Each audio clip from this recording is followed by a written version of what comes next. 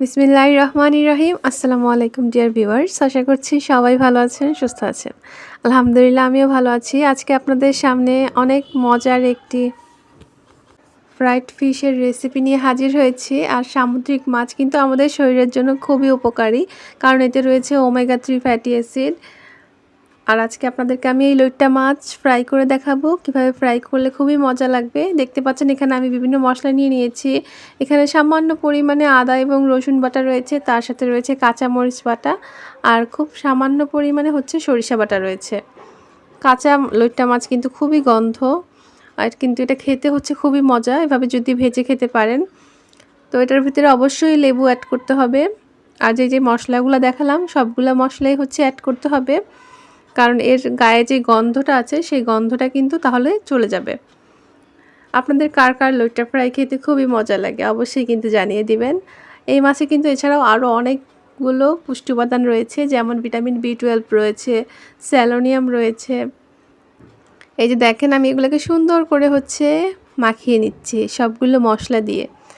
আর আমি এখানে অল্প পরিমাণে নিয়েছি, আপনারা যদি আরও বেশি পরিমাণে নেন তাহলে সেই অনুযায়ী মশলাটা বাড়িয়ে কমিয়ে নেবেন। অবশ্যই কিন্তু লেবু অ্যাড করবেন, লেবু অ্যাড করলে হচ্ছে এটার ফ্লেভারটা অন্যরকম হবে।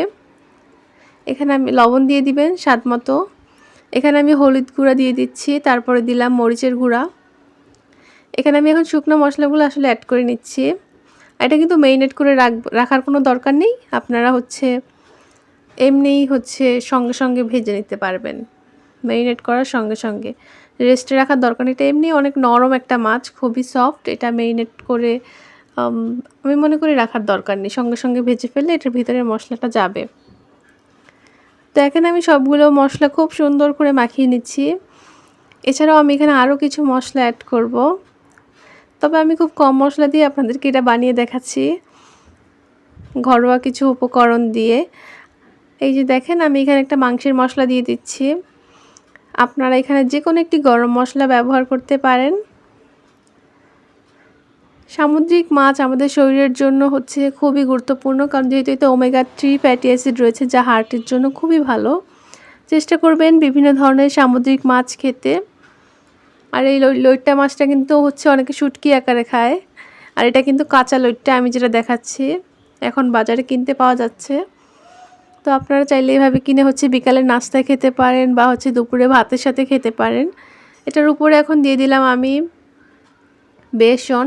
আপনারা 1 চামচ পরিমাণ বেসন এবং হাফ চামচ পরিমাণ আটা দিয়ে দিতে পারেন, বা চাইলে এটা আলাদা গুলে সেটার ভিতরে চুবিয়ে চুবিয়ে হচ্ছে ওই যে আমরা আলুর চপ, তারপর হচ্ছে বেগুনের চপ করি, ওভাবেও ভাজতে পারেন। আমি মাছের উপর দিয়ে দিয়েছি।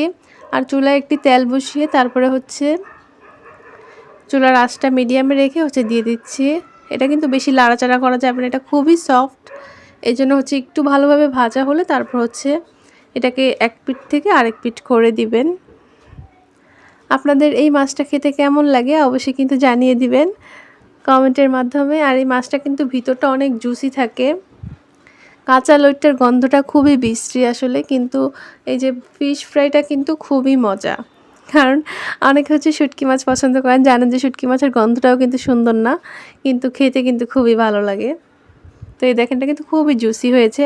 বাসায় একবার হলে এইভাবে ট্রাই করবেন, আর কমেন্টের মাধ্যমে জানিয়ে দিবেন যে কেমন হলো। ভিতরটা খুব আঠালো হয় আর খুবই মজা হয়, আর অনেক সফট থাকে। ভিডিওটি ভালো লাগলে অবশ্যই কিন্তু লাইক করতে ভুলবেন না, কমেন্ট করতে ভুলবেন না, সবার সাথে শেয়ার করবেন।